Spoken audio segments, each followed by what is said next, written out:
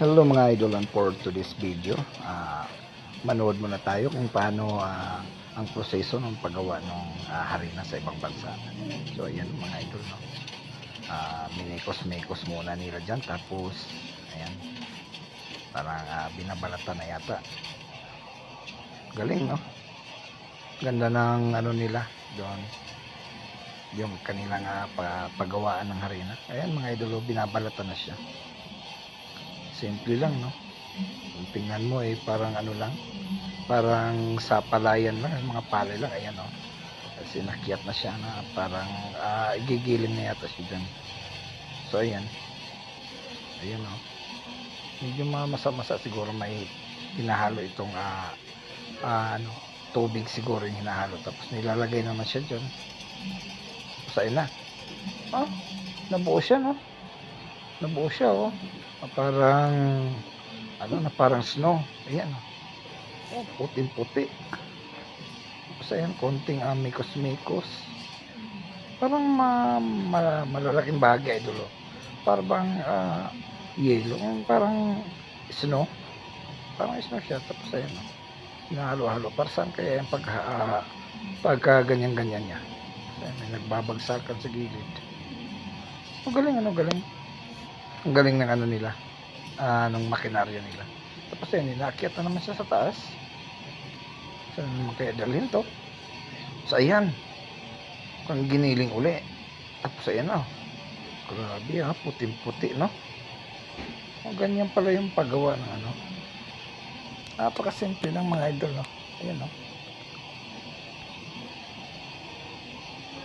Ayan, ano na, baga ready na yata to. Tapos inakyat na naman sa taas. May proseso na naman gagawin doon. Ayun, durog na, puting-puti, salang-sala talaga mga idol, oh. Ayan, oh. Oh, para siyang malalaking buong-buo, no? Kumbaga, ano pa lang yun. Third step pa ito na siguro yung final step, ano na, yung final processing na. Yan, oh, ano na naman siya. Minikos-mekos na naman siya dyan. Ayun na. Oh, nadurog-durog na siya, no? Galing, oh. Siguro may ganito tayo dito sa Pilipinas. Ayan na siya, oh. Ayun. Yan na. Ito na siguro yung finished product na, mga idol, no? Ayun, ready for packing na to. Ayun, oh, no. Ayun na, oh.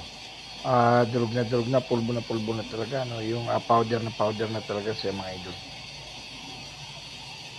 Ganyan pala yun, oh, yun, oh.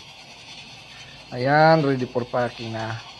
Ito na yung talagang finished project na. Ito yung ano, yung tapos na talaga siya, yung ready for packing na, no? Ayan, nilalagay na ni Ensa natin dyan sa ano, sa sako. So, galing ng ano nila. Galing ng makinarya nila doon. Napaka-simple lang, ano. Mula sa bunga ng kamuting kahoy, ayan, nagiging harina na siya.